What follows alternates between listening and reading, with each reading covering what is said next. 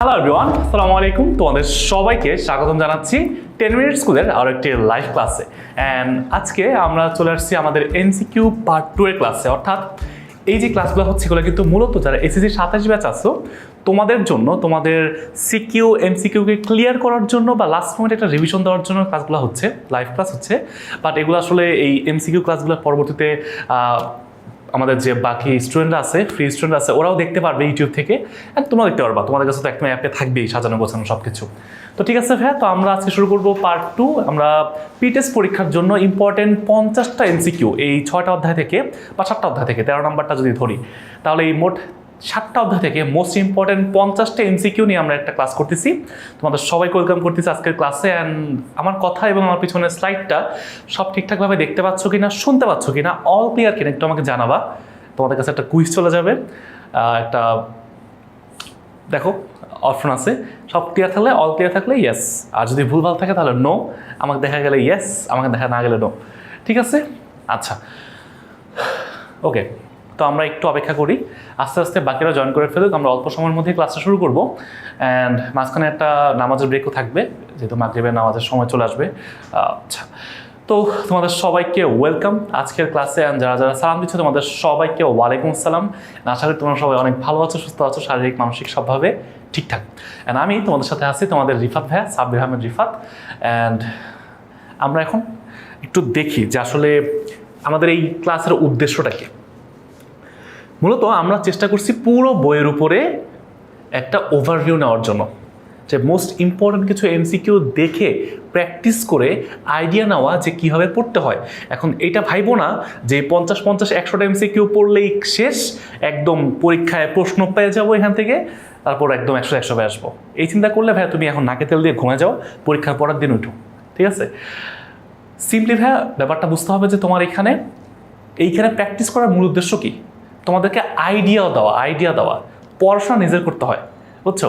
ও একটা সুন্দর কথা পড়তেছিলাম, একটা সুন্দর লাইন দেখলাম এক জায়গায়, সেটা হচ্ছে মানে সাকসেসফুল মানুষ আর ফেইলড মানুষ বা ফেল করছে এমন মানুষ, এই দুই শ্রেণীর মানুষের মধ্যে একটা কমন ডিফারেন্স থাকে।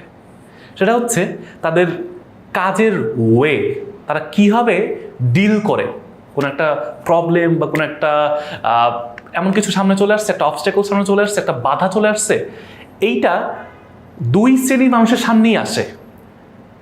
এক শ্রেণী বা এক ক্যাটাগরির মানুষজন তারা হচ্ছে এটাকে অ্যাকনলেজ করে, এটাকে অ্যাড্রেস করে। এটার মানে কি জানো, কোনো একটা প্রবলেম আসলে ওটাকে আগে মেনে নেওয়া যে এটা একটা প্রবলেম, অ্যান্ড তারপরে ওটা সলভ করার জন্য কি কি ওয়ে আমার সামনে এখন আছে ওটা একটু খোঁজাখুঁজি করা, একটু দেখার চেষ্টা করা, অ্যান্ড তারপর ওটা সলভ করার দিকে ফোকাস করা।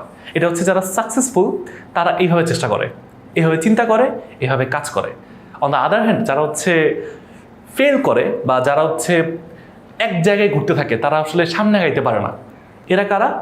এদের সামনেও প্রবলেম আসে, কোনো একটা অবস্ট্যাকল বা একটা বাধা আসে, তখন কি করে?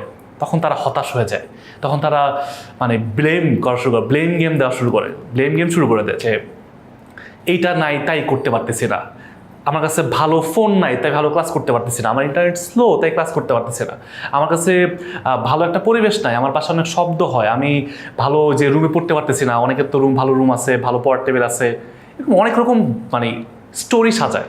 অ্যান্ড ফাইনালি এরা ওই একই জায়গায় পড়ে থাকে।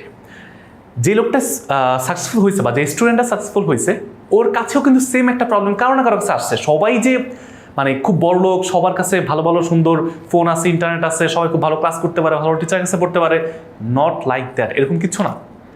কিন্তু মাইন্ডসেটটা ইম্পর্টেন্ট।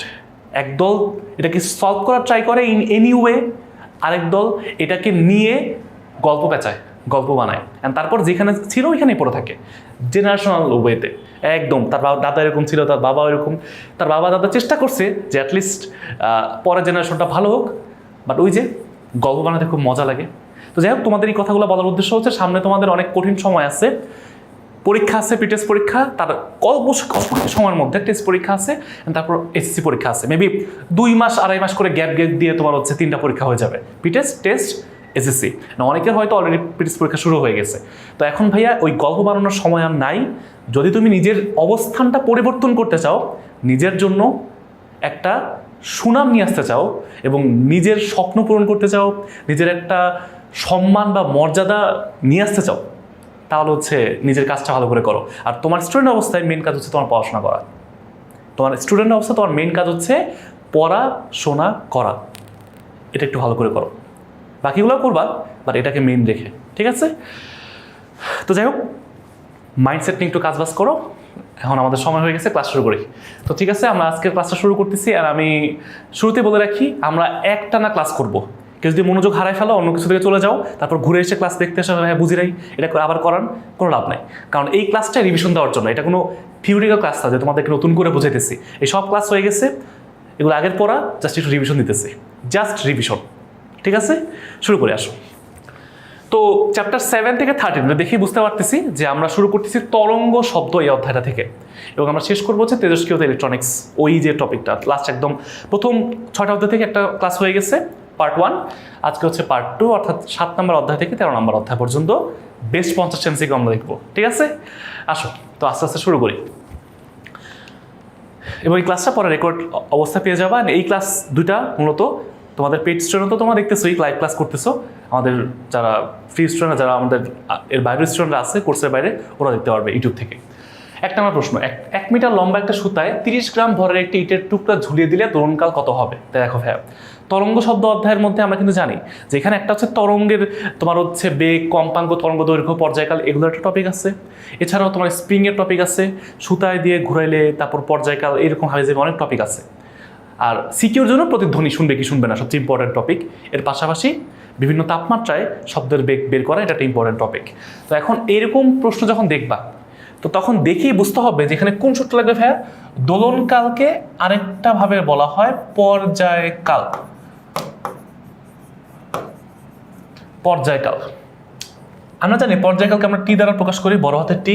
এটা সমান সমান দুইটা সূত্র আছে, একটা হচ্ছে 2π√L/g। আর যখন স্প্রিং থাকবে, যখন এখানে স্প্রিং থাকবে তখন কি বলা থাকবে? 2π√M/k। এই সূত্রগুলো একটু মুখস্থ রাখবা, বুঝছো? তো এখন এইখানে 2π, আচ্ছা গেল। এল এর মানে যে সুতার দৈর্ঘ্য, এটা হচ্ছে আমার এল এর মান 1 মিটার। এল এর মান 1 মিটার, আর জির মান তো 9.8। কখন? পৃথিবীর জন্য। যদি প্রশ্নে জির মান বলা থাকে, যেইটা বলা থাকবে ওইটাই বসাবা। কখনো কখনো দেখবা জি এর মান 9.8 না বলে 10 বলা আছে, কখনো কখনো দেখবা জি এর মান 3 বলা আছে। তো প্রশ্ন যদি বলা থাকে, যেটা বলা থাকবে ওইটাই বসাবা। আর যদি না বলা থাকে, তখন পৃথিবী ধরে নিয়ে যেটা একটা আদর্শ মান, স্ট্যান্ডার্ড মান, এটা বসাই দিবা। ক্যালকুলেশন করবা, দেখবা কত আসে। এটা ক্যালকুলেশন করলাম না, তোমরা নিজেরা ক্যালকুলেশন করে দেখবে অ্যান্সার কত আসে। ঠিক আছে, প্রথম এমসিকিউ তো এটা, অ্যান্সারটা আমার মুখস্থ আছে। এটা আমি যখন দেখছিলাম তখন মনে আছে, 2 সেকেন্ড হওয়ার কথা। তোমরা একটু ক্যালকুলেশন করে ফেলো, ক্যালকুলেটার চাপতে জাস্ট। নিচের কোন সম্পর্কটি সঠিক? ভাইয়া এখানে দেখো G/T/L, দেখে বুঝতে হবে এটা কোন সূত্র। এটা পর্যায়কালের সূত্র, ওই যে এই মাত্র যেটা লিখছি আমরা। কি ভাইয়া মেইন সূত্র যেটা পড়ছি, টি সমান সমান 2π√L/g, এটা হচ্ছে আমাদের মেইন সূত্র। এখন দেখো এখানে সবগুলোতে দেখো জি আছে, এল আছে, টি আছে, জি আছে। টির সরাসরি সূত্র T0 2π/G/L, যেটা এই সূত্র না, এটা ভুল, এটা হবে না। এখন বাকিগুলো দেখো, জি দিয়ে 2টা আছে, এল দিয়ে 1টা আছে। আমরা জি দিয়ে 2টা আছে, আমরা একটা ট্রাই করে দেখি। জিটাকে এক পাশে রাখবো, তাহলে কি হয় ভাইয়া? এই 2πকে নিচে চলে আসো, নিচে পাঠাই দাও, তাহলে 2π নিচে চলে আসলো। এখন আমার জি এর মানটা লাগবে, উভয়পক্ষে স্কোয়ার করে দাও, এই পুরো জিনিসটাকে এই পাশে নিয়ে যাও, তাহলে এটা হয়ে যাবে 4π²L/t²। কারণ এই 2π স্কোয়ার করো মানে কি T²/4π²।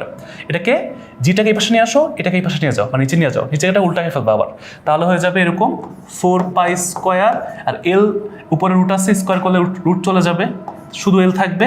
আর এখানে টির উপরে রুট, উভয়পক্ষে স্কোয়ার করার কারণে T² নিচে চলে আসবে। এটা আমি একবারে করে ফেলছি। যখন নিজেরা একটু ভালো করে প্র্যাকটিস করবা, তখন এরকম একবারে করে ফেলতে পারবা। ঠিক আছে, আর যদি কেউ মুখস্থ রাখতে চাও, এটা মুখস্থ রাখার দরকার নাই, কারণ এটা শুধু শুধু মাথাকে নষ্ট করবা।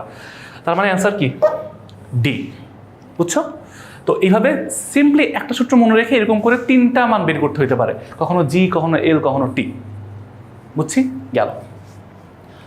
2 কিলোহার্টজ কম্পাঙ্ক বিশিষ্ট শব্দ লোহার পাইপে বেগ দেওয়া আছে। আচ্ছা, এটা কি ভাইয়া? এটা কোন মাধ্যমে শব্দ চলতেছে? কোন মাধ্যমে শব্দ চলতেছে? লোহার পাইপ মানে কি? এটা একটা কঠিন মাধ্যম, কঠিন মাধ্যম, বুঝছো? আর বেগ তো দেওয়াই আছে। তো আমাকে বলছে তরঙ্গ দৈর্ঘ্য কত, ল্যামডা সমান সমান কত। ভাই আমরা কি জানি? আমরা জানি ভি সমান সমান এফ ল্যামডা। তাহলে ভি ডিভাইড বাই এফ, ভির মান দেওয়া আছে ওই যে ওই মাধ্যমে শব্দের বেগ 5130 মিটার পার সেকেন্ড, এবং এফ এর মান দেওয়া আছে 2 কিলো হার্জ। 1 কিলো হার্জ মানে কি? 1 কিলো মানে কি? 1000 দিয়ে গুণ। 2 কিলো হার্জ মানে হচ্ছে 2000 দিয়ে গুণ। তাহলে ল্যামডার মান কত আসবে? 5.13 কে 2 দিয়ে ভাগ করলে হয় 2.57 হওয়ার কথা। অ্যান্সার 2.57ই হওয়ার কথা। ঠিক আছে, জাস্ট এগুলো ক্যালকুলেশন দেখলে বুঝতে পারবা, নাহলে ক্যালকুলেটর ইউজ করবো অবশ্যই, আন্দাজে তাকানোর দরকার নাই। গেল, শব্দের বিস্তার 4 গুণ হইলে তীব্রতা কত গুণ বৃদ্ধি পাবে? বুঝো, আগে বুঝো বিস্তারের সাথে তীব্রতার সম্পর্ক কি। আমরা জানি আই সমানুপাতিক এ স্কোয়ার, অর্থাৎ শব্দের তীব্রতা বিস্তারের বর্গের সমানুপাতিক। বিস্তার মানে এ। এটার একটা গ্রাফও আছে। এই তীব্রতার সাথে বিস্তার, ধরো তীব্রতাকে যদি আমরা ওয়াই অক্ষে বসাই আর এটা কি এ যদি বসাই, তাহলে গ্রাফটা হবে এইরকম। এই গ্রাফের চিত্র হবে এইরকম, মূল বিন্দু থেকে শুরু করে চাঁদের মতো হবে, বুঝছো? মূল বিন্দু থেকে শুরু করে একটু সমান নিচ থেকে শুরু করি, চাঁদের মতো হবে। এটা হচ্ছে এই সম্পর্কের গ্রাফ। আচ্ছা, যদি এমন হইতো যে এইখানে, এটা কিন্তু এক্সট্রা দেখাইতেছে ভাই, প্রশ্নে নাই তাও দেখাইতেছে। এমন যদি হইতো আই এর সাথে এই স্কোয়ার দেওয়া আছে একদম, মানে এক্স অক্ষে একদম এই স্কোয়ারটাকে বসাই দিচ্ছ, তাহলে কিন্তু ভাইয়া এই পুরাটার সাথে এই তীব্রতা কিসে আছে? সমানুপাতিক সম্পর্কে আছে। একদম পুরোটা যদি ধরো, পুরোটা বসাই দিচ্ছে এক্স অক্ষে, তাহলে সমানুপাতিক সম্পর্ক কি? এটা সরলরেখা হবে, মূলবিন্দু সরলরেখা, মানে এই টাইপের একটা গ্রাফ হবে, বুঝছো? তো এই গ্রাফগুলো একটু ভালো করে বুঝো। আচ্ছা, এখন বলছে ভাইয়া 4 গুণ হবে। 4 গুণ মানে কি? এই বিস্তার 4 গুণ মানে এর জায়গায় 4a বসে স্কোয়ার করে দাও, কত হয়? 16a স্কোয়ার, তাই না? তাহলে কত গুণ হইলো? 16 গুণ হইলো অ্যান্সার। এখন দেখো তো 16 কি আছে অ্যান্সারে? আছে, বাট তুমি যদি দাগাও ঝামেলায় পড়ে যাবা। কেন? কারণ এই টাইপের কত গুণ বৃদ্ধি পাইছে, যখনই বৃদ্ধি বা হ্রাস এই টাইপের প্রশ্ন হবে, বৃদ্ধি পাইছে মানে কি? শুরুতে যত ছিল ওটা বিয়োগ করে দিতে হবে। এখান থেকে শুরুতে কি ছিল? এই যে এ স্কোয়ার ছিল না, বিয়োগ করে দাও, তাহলে 15a স্কোয়ার, অর্থাৎ 15 গুণ বৃদ্ধি পাইছে। আগে যা ছিল পূর্বের তুলনায়, তাহলে কি আগেরটা বাদ দিতে হবে না? তাহলে বাকি যেটা থাকবে ওটাই তো বাড়ছে। ধরো তোমার আগে থেকে 10 টাকা ছিল, আগে থেকে 10 টাকা ছিল, এরপরে এটা কোনোভাবে তুমি ব্যবসা করে এটাকে বাড়ায় তুমি 25 টাকা করছো। এখন তোমাকে যদি বলি তোমার এখন কত টাকা আছে, অ্যান্সার হচ্ছে তোমার এখন 25 টাকা আছে। বাট তোমাকে যদি আমি জিজ্ঞেস করি তোমার এখন লাভ কত হয়েছে, এক্সট্রা কত হয়েছে, তোমার টাকা বাড়ছে কত, বৃদ্ধি পাইছে কত, তখন তুমি কি করবা? এই 25 থেকে 10কে বিয়োগ করে দিবা না? তখন অ্যান্সার কি হবে? 15। তো এইখানেও সেম জিনিসটা এরকম, শুরুর অংশটা বিয়োগ করে দিতে হয়, প্রথমে যা ছিল তাকে বিয়োগ করে দিতে হয়। তাহলে অ্যান্সার আসলে কত? বৃদ্ধি পাইছে 15 গুণ। এটার অ্যান্সার হবে ডি। বাট যদি প্রশ্নে জিজ্ঞেস করতো তীব্রতা কত গুণ হবে, ধরো বৃদ্ধি পাবে না বলে বলছে তীব্রতা কত গুণ হবে, তখন অ্যান্সার কিন্তু ভাইয়া 16, তখন অ্যান্সার 16। এই পার্থক্যগুলো একটু বুঝছো, ঠিক আছে? বাট যেহেতু আমাদের এখানে কি বলছে বৃদ্ধি পাইছে কত গুণ, তাহলে কি 16 গুণ থেকে 1 গুণ বাদ দিলে কি থাকে? 15 গুণ। অ্যান্সার হচ্ছে ডি। বাতাসে শব্দের বেগ দেওয়া আছে, প্রতিধ্বনি শোনার সময় দেওয়া আছে, প্রতিফলক তলের মধ্যবর্তী দূরত্ব কি? তো এখান থেকে শব্দ করছে এটা প্রতিফলক তল। তো এখন এখানে ভাই আমাকে বলো, দূরত্ব চাইছে, মাঝখানে দূরত্ব চাইছে, তার মানে মাঝখানে দূরত্ব ডি। তো আমরা জানি প্রতিধ্বনি শোনার জন্য সূত্র হচ্ছে 2d সমান ভিটি, যাইতে ডি আসতে ডি। তো এখন ভাই আমাকে ডির মানটা বের করতে বলছে, ভিটি ডিভাইড বাই 2। বেগ কত? শব্দের বেগটা সরাসরি দেওয়া আছে 340।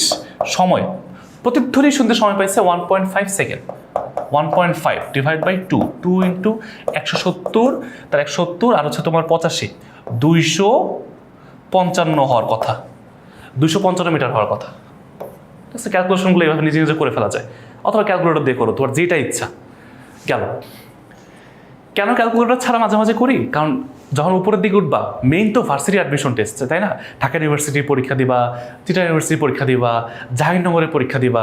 তো এরকম যে ইউনিভার্সিটিগুলো আছে ওগুলোতে ভর্তি পরীক্ষার সময় ক্যালকুলেটর ইউজ করা যায় না। তো ছোটোবেলা থেকে তুমি যদি এখন ক্যালকুলেটর ছাড়া অল্প অল্প করে অভ্যস্ত হও, বড় হওয়ার পরে তোমার ওই জায়গাগুলোতে যাওয়ার পরে দেখবা যে অনেকটা ইজি হয়ে গেছে। কারণ তোমাদের বড় ভাই আপুদেরকে নতুন করে শিখতে হয় ক্যালকুলেটর ছাড়া কীভাবে ক্যালকুলেশন, যোগ বিয়োগ গুণ ভাগ করতে হয়। এরকম সিম্পল জিনিস কিন্তু ভাই ক্যালকুলেটর ছাড়াই করে ফেলা যায়, বুঝছো? আচ্ছা, এই তাপমাত্রায় বায়ুতে শব্দের বেগ কত? ভাই আমরা জানি এটা হচ্ছে একটা সম্পর্ক আছে, কোনো মাধ্যমের শব্দের বেগ ওই মাধ্যমের কেলভিন স্কেলের তাপমাত্রার বর্গমূলের সমানুপাতিক, এরকম একটা সূত্র আছে। ওইখান থেকে আমরা ভাঙাইছি এইটা V2/V1 = T2/T1। এগুলো ক্লাসে ভেঙে দেখাইছি কীভাবে এই সূত্র আসছে, বাট আমরা এখন ওই ব্যাখ্যা যাব না। আমাকে বলছে যে তাপমাত্রা দেওয়া থাকবে ওইটা হচ্ছে কি ভাইয়া? এই যে ওই তাপমাত্রা শব্দের বেগ হচ্ছে V2, আর যেই তাপমাত্রা প্রশ্নে দেওয়া থাকবে এটা হচ্ছে এইটা, এই 40 ডিগ্রি সেলসিয়াস। বাট তুমি যদি এখন এই 40 বসায় ম্যাথটা করে ফেলো, ম্যাথটা ভুল। কারণ আমাকে কি করতে হবে? কেলভিন স্কেলে নিতে হবে, অর্থাৎ 40-এর সাথে 273 যোগ করলে যেটা পাবো 313 কেলভিন, এইখানে আমার টির মানটা বসাইতে হবে। আর এই V1 T1 ফিক্সড, এটা হচ্ছে 0 ডিগ্রি সেলসিয়াস তাপমাত্রায় শব্দের বেগ কত? এটা শূন্য মাধ্যমে যদি হয়, বায়ু মাধ্যম না, বায়ু মাধ্যমকে শূন্য মাধ্যম ধরলাম আমরা, 330 মিটার পার সেকেন্ড, যখন T1 এর মানটা কি ভাইয়া? 273 কেলভিন, অর্থাৎ 0 ডিগ্রি সেলসিয়াস। ঠিক আছে?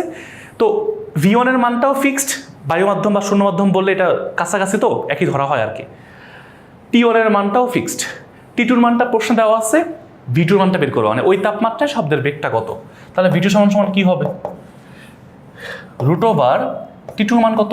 313 প্রশ্ন যেটা দেওয়া আছে, আর T1 মান কত ভাই? এটা ফিক্সড 273 গুণ এই যে V1টা গুণ হয়ে যাবে। V1 মানে কি? V1 মানে কি আমরা তো জানি, এই যে 330। ক্যালকুলেশন করবা, এই টাইপের ক্যালকুলেশনগুলো আর মুখে মুখে করা যায় না, চেষ্টা করলে করা যায়, বাট সময় লাগবে। তোমরা এগুলো ক্যালকুলেটর দিয়ে করে ফেলবা, যেটা অ্যান্সার আসবে ওইটাই উত্তর। গেল 30 ডিগ্রি সেলসিয়াস তাপমাত্রায় এত সেকেন্ডে কোনো প্রতিধ্বনি শোনা গেলে উৎস প্রতিফলকের মধ্যে দূরত্ব, যে আবার হ্যাঁ এইবার কিন্তু সরাসরি তোমাকে কি দেওয়া নাই? বেগের মান দেওয়া নাই, তোমাকে তাপমাত্রা বলা আছে, বাট তোমার লাগবে ডি এর মান কত। বাট এরকম যখন হয়, এটা নর্মালি কি হয়? আগে তাপমাত্রা দিয়ে তুমি কি পাবা? তুমি তাপমাত্রা দিয়ে শব্দের বেগ পাবা, ওই মাধ্যমে শব্দের বেগটা পাবা। তো আমি আগে ওই মাধ্যমে শব্দের বেগ ধরলাম, আমি V2 বা V প্রাইম যেটা ইচ্ছা ধরো, সমস্যা নাই। কি হবে? একবার লিখে ফেলি T2/T1 V1, এই যে মাত্র করলাম যেটা সূত্র দিয়ে। এখন কি 30 ডিগ্রি সেলসিয়াস তাপমাত্রা মানে কি? 303 কেলভিন, নিচে 273 তো ফিক্সড, রুট করবা, আর এখানে V1 এর মান কত? ও এটা ফিক্সড জানি আমরা, 330। ক্যালকুলেশন করে আগে শব্দের বেগটা বের করবা, শব্দের বেগটা এইখানে বসাই দিবা, তাহলে শেষ। ডির মান কত হবে? VT/2। ভির মান তো এখানে বসাবা, টির মান দেওয়া আছে 0.25 সেকেন্ড, শেষ। বুঝছি? জাস্ট সিম্পলিফাই, তাপমাত্রা দেওয়া আছে, সব বেগ পাবা, বেগ থেকে দূরত্ব পাবা। আচ্ছা, পানির তরঙ্গের ক্ষেত্রে কম্পনের দিক আর তরঙ্গ প্রবাহের দিক মধ্যবর্তী কোণ কত ভাইয়া? কম্পন কি হয় ভাইয়া? কম্পন তো এইভাবে হয় না। পানির তরঙ্গ কি ভাই? এটা একটা অনুপ্রস্থ তরঙ্গ, এটা একটা অনুপ্রস্থ তরঙ্গ। তো অনুপ্রস্থ তরঙ্গের ক্ষেত্রে কি হয়? কাপে তো ওই যে উপর নিচ কাপে, বাট এই তরঙ্গ যাচ্ছে কোন দিকে? তরঙ্গ যাচ্ছে সামনের দিকে, অর্থাৎ এদের মধ্যবর্তী কোণ কত? 90 ডিগ্রি। অর্থাৎ কম্পনের দিক মানে কাঁপতেছে উপর নিচ, কিন্তু তরঙ্গ প্রবাহ করছে সামনের দিকে সোজা যাচ্ছে, তাহলে তাদের মধ্যবর্তী কোণ হবে 90 ডিগ্রি। কখন? অনুপ্রস্থ তরঙ্গের ক্ষেত্রে। পানির তরঙ্গ একটা অনুপ্রস্থ তরঙ্গ, এটা ঢেউয়ের মতো যায়, বুঝছো? আর আরেকটা হচ্ছে কি, যেমন শব্দ তরঙ্গ, এটা অনুদৈর্ঘ্য তরঙ্গ। এটা কি? এটা হচ্ছে তোমার এরকম সমান্তরালে যায়, অর্থাৎ তরঙ্গের প্রবাহের দিকের সাথে সামনে পিছনে সংকোচন প্রসারণের মাধ্যমে সামনে আগায়, তখন মধ্যবর্তী কোণ 0 ডিগ্রি। ঠিক আছে? আচ্ছা, গেল। চিত্রে তরঙ্গটির দৈর্ঘ্য কত? মানে তরঙ্গ দৈর্ঘ্য চাইছে, ল্যামডার মান চাইছে। হ্যাঁ, এই টাইপে দেখো, শুরু হয়েছে এখান থেকে 0 থেকে, এইখানে উপরে গেছে, নিচে গেছে, একটা পূর্ণ তরঙ্গ শেষ হয়েছে, একটা পূর্ণ তরঙ্গকে আমরা বলি ল্যামডা। ল্যামডার মানটা চাইছে, বাট এখানে কিসের মান দেওয়া আছে? 14 মিটার, মানে কি আবার গেছে উপরে, আবার গেছে নিচে, মানে দুইবার একবার কমপ্লিট করছে, দুইবার কমপ্লিট করছে, মানে দুইটা পূর্ণ তরঙ্গের দৈর্ঘ্য দেওয়া আছে 14 মিটার, অর্থাৎ তোমাকে 2 ল্যামডার মান দেওয়া আছে 14, তাহলে একটার মান কত?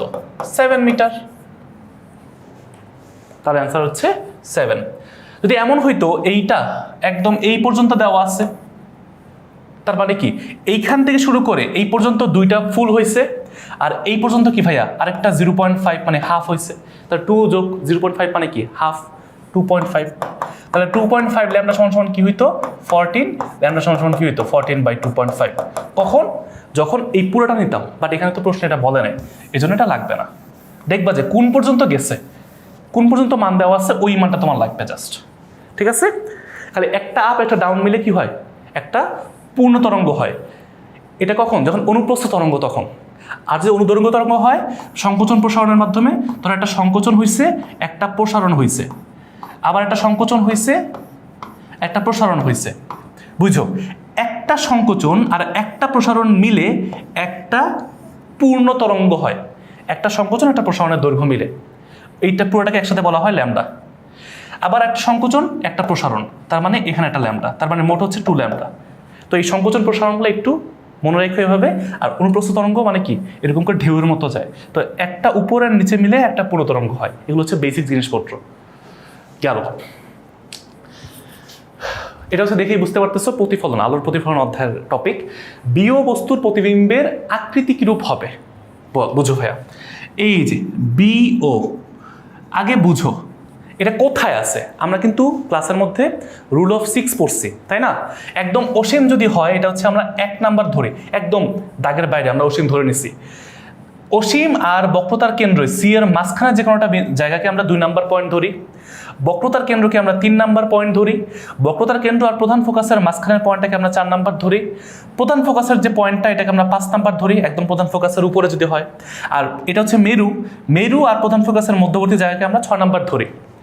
তো এখন দেখাও তো ভাইয়া কত নাম্বার হয়েছে? 4 নাম্বার অবস্থানে বস্তু আছে, তাহলে প্রতিবিম্ব কোথায় হবে? 2 নাম্বার অবস্থানে, এবং এটা হবে উল্টা আর এটার থেকে একটু বড় হবে। এগুলো আমরা চিত্র এঁকে বুঝছি, তার মানে এটা হবে বিবর্ধিত। আকৃতি জিজ্ঞেস করছে না, শুধু বিবর্ধিত হবে। যদি অসীমে যে মিলে তাহলে অত্যন্ত বিবর্ধিত, এগুলো হচ্ছে তখন হয়। তার মানে অ্যান্সার হচ্ছে বিবর্ধিত। আর পরের প্রশ্ন হচ্ছে অবস্থানটা কোথায়? এই অবস্থান দেখো যে প্রথমেই দেখে ফেলছি, অবস্থান কোথায় হবে? বক্রতার কেন্দ্র আর অসীমের মাঝখানে, বক্রতার কেন্দ্র আর অসীমের মাঝখানে, অর্থাৎ অ্যান্সার হচ্ছে ডি।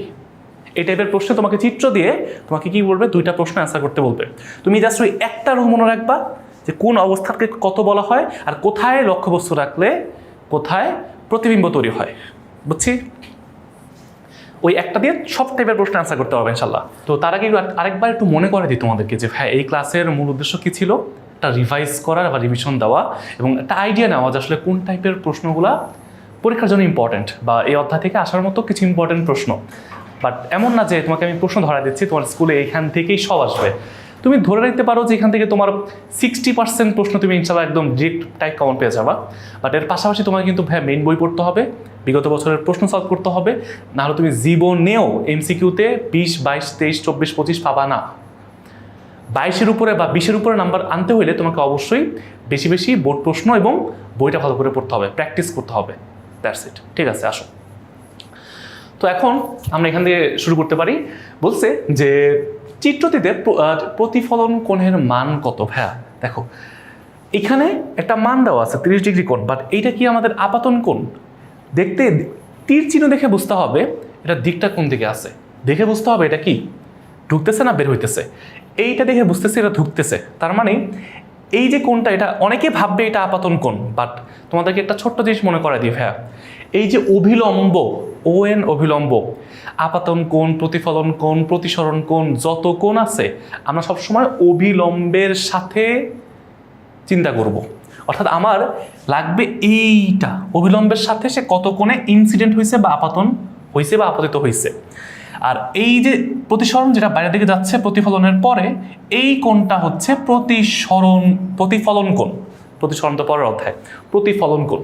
ঠিক আছে, তাহলে এখন 30 ডিগ্রি দেওয়া আছে, আমরা জানি অভিলম্বের সাথে বৃহত্তলের মধ্যবর্তী কোণ 90 ডিগ্রি, তাহলে এটা 30 হলে এটা কি হবে? 90 থেকে 30 বাদ দিলে যেটা থাকে ওইটাই।